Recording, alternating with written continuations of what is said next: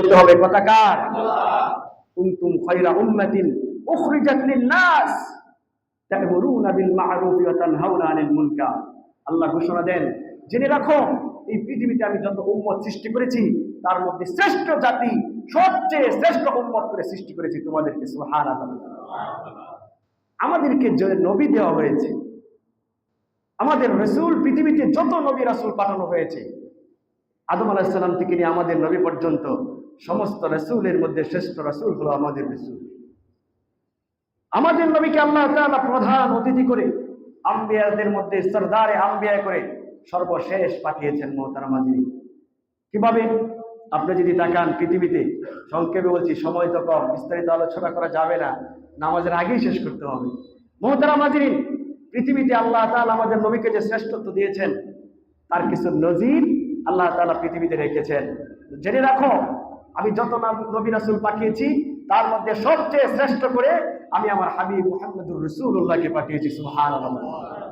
যেমন দেখেন, আমার নবীর শ্রেষ্ঠত্বের একটা প্রমাণ পেশ করি আপনাদের সামনে। পৃথিবীতে যত নবী রাসূল আসছেন তাদের প্রত্যেককে আল্লাহ তাআলা বিশেষ একটা মুজিজা, বিশেষ একটা পাওয়ার দিয়েছেন। যেমন ধরেন, হযরতে মূসা আলাইহিস সালাতু ওয়াস সালামকে আল্লাহ তাআলা বিশেষ পাওয়ার দিয়েছিলেন দুটি। বিশেষ পাওয়ার দিয়েছিলেন কয়টি? দুইটি। একটা হলো ওনার হাতের লাঠি।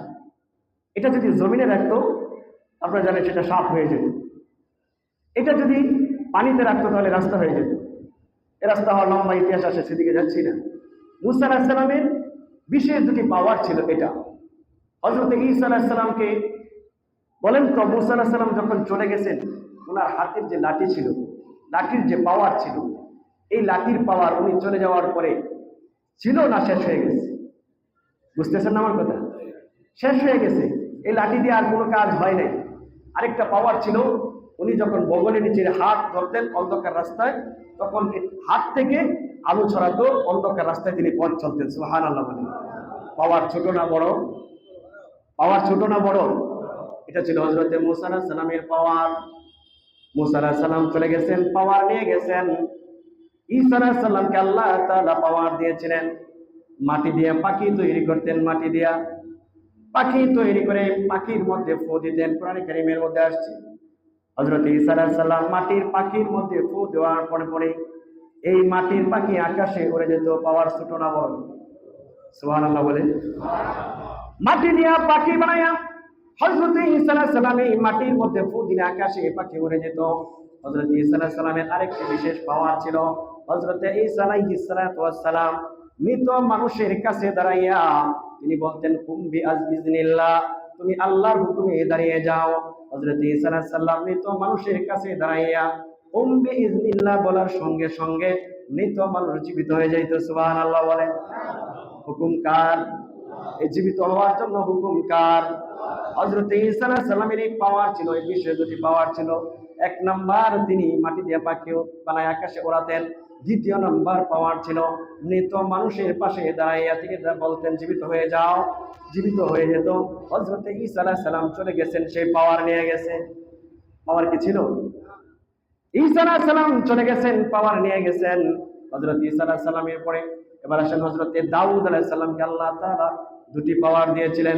এক নাম্বার, হযরত দাউদ আলাইহিস সালামের পাওয়ার ছিল, তিনি যখন লোহার মধ্যে হাত রাখতেন লোহাটা গলে মোমের মতো মাটিতে পড়ে যেত। পাওয়ার ছোট না বড়? রডের মধ্যে 5 সুতি বলেন, হ্যাঁ, আর 5 মিলি বলেন, আর 4 মিলি বলেন, যাই বলেন, এটা হাত রাখার সঙ্গে সঙ্গে যদি গলে মাটিতে পড়ে যায়, এই পাওয়ারটা কি ছোট না বড়? দাউদ আলাইহিস সালামের এটা প্রথম নাম্বার পাওয়ার। দ্বিতীয় নাম্বার আরেকটা পাওয়ার আল্লাহ তাআলা দাউদকে দান করেছিলেন। সুমধুর কণ্ঠ হযরতে দাউদ আলাইহিস সালামকে আল্লাহ তাআলা দান করেছিলেন। হযরতে দাউদ আলাইহিস সালাম, তোমাকে জাবুর নামক কিতাব দেওয়া হয়েছিল।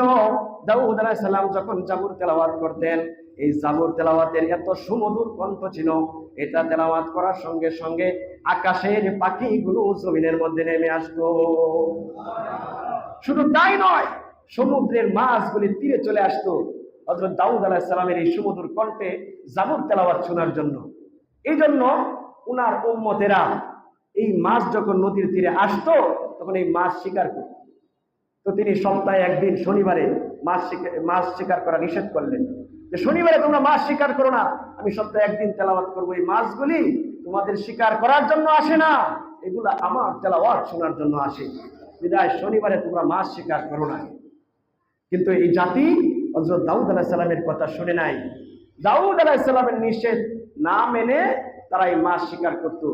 কিভাবে? শনিবারে তারা মাছকে আটকে রাখতো।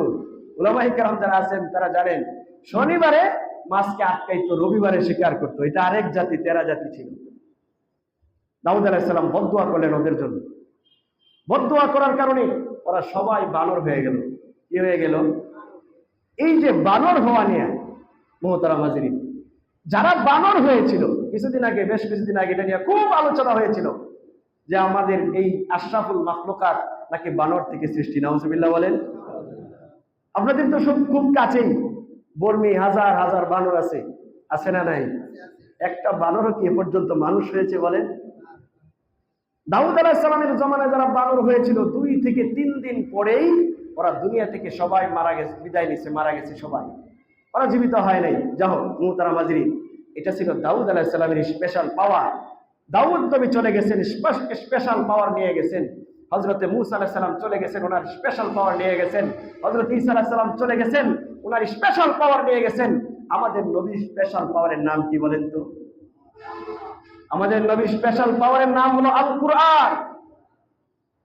নবী চলে গেছেন কিন্তু তার স্পেশাল পাওয়ার রেখে গেছেন। এটার দ্বারাই বোঝা যায় যে আমাদের নবী কি শ্রেষ্ঠ নবী। আমাদের নবী প্রধান অতিথি। যে কোনো মজলিসে যান, যে কোনো মাহফিলে যান, প্রধান অতিথির অপেক্ষায় থাকে মানুষ, ঠিক না বেঠিক? প্রধান অতিথি আলোচনা শেষ করলে দেখা যায় শ্রোতারা চলে যায়। প্রত্যেকটা মজলিসের প্রধান অতিথির দামে ভিন্ন। আমাদের নবীকে প্রধান অতিথি করে, শ্রেষ্ঠ করে আল্লাহ পাক রব্বুল আলামিন এই পৃথিবীর বুকে পাঠিয়েছেন। সুবহানাল্লাহ। শুধু তাই নয়, শ্রেষ্ঠত্বের আরো প্রমাণ আল্লাহ তাআলা দিয়েছেন। অনেক নবী রাসূল আল্লাহ তাআলার সাথে কথা বলেছেন, দূর থেকে, পর্দা অন্তরাল থেকে কথা বলেছেন। হযরত মূসা আলাইহিস সালামকে উপাধি দেওয়া হয়েছিল মূসা কালিমুল্লাহ। আল্লাহর সাথে অসংখ্য অগণিতবার কথা বলেছেন হযরত মূসা নবী। হযরত মূসা নবী অসংখ্য অগণিতবার কথা বলার পরে আল্লাহ তাআলার কাছে আবেদন করেছেন, আল্লাহ তাআলা আপনার সাথে পর্দা অন্তরাল থেকে কথা বলে আমার ভালো লাগে না, সরাসরি আমি আপনার সাথে কথা বলতে চাই। আল্লাহ পাক রব্বুল আলামিন মূসা আলাইহিস সালামকে ঘোষণা দিলেন, লান তারানি, মূসা কখনো তুমি আমাকে দেখতে পারবা না। তোমার সাথে কথাটা আমার মাঝখানে একটা প্রতিবন্ধকতা থাকবে, একটি পর্দা থাকবে, অন্তরাল থাকবে, এভাবেই তোমার সাথে কথা হবে। হযরত মূসা আলাইহিস সালাম হাতের লাঠি দ্বারা আঘাত করেছিলেন পাহাড়ে। এই ফাতাজাল্লাল জাবাল, পাহাড় ফেটে সরকার হয়ে গেছে, কিন্তু হযরত মূসা আলাইহিস সালামকে আল্লাহ সাক্ষাৎ দেন নাই।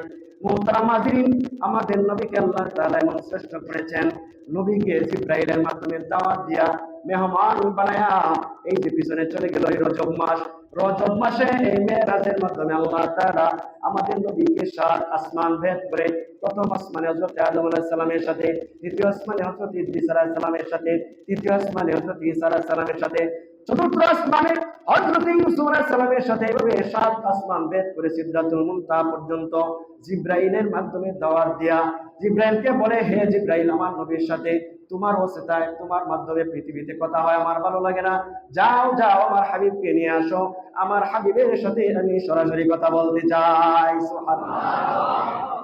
আমাদের নবীকে আল্লাহর কাছে আবেদন করছেন না নবী দাওয়াত দিছেন? আল্লাহ দাওয়াত দিছেন। আল্লাহ পাক রব্বুল আলামিন আমাদের নবীকে মেহমান বানাইয়া আরশে আজিমের মধ্যে নিয়ে গেছেন সিদরাতুল মুনতাহা ভেদ করে। যখন সিদরাতুল মুনতাহা গেলেন,